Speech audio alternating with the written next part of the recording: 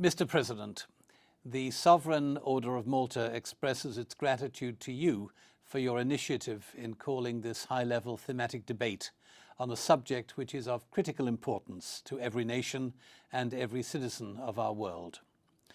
The Sovereign Order of Malta operates healthcare facilities and programs in over 120 nations.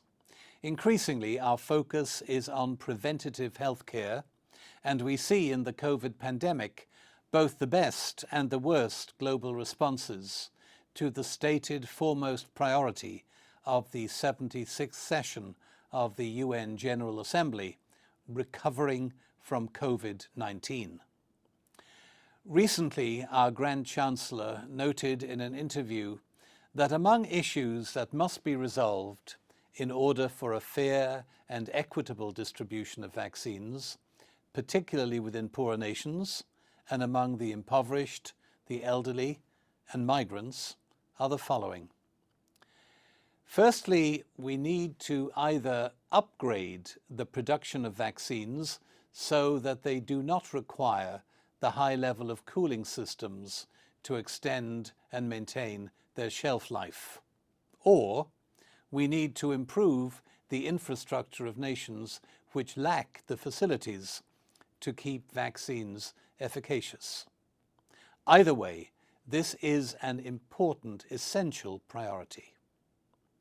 Secondly, there is still the undeniable reality that in many countries, more lives are being lost through a lack of food, clean water, and nutrition than through the absence of vaccines.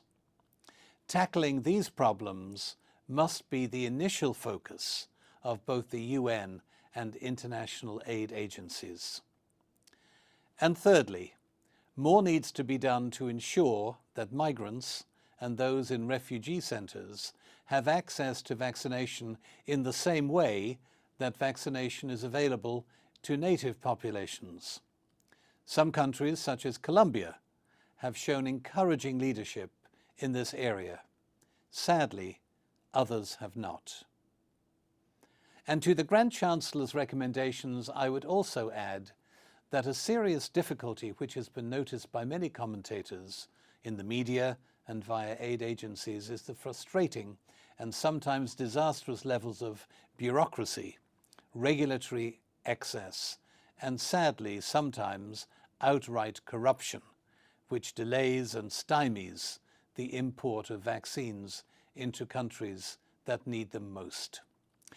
We stand beside you, Mr. President, in your desire for a presidency of hope, and wish you and our colleagues well as we all seek solutions for the expansion of universal vaccination. Thank you.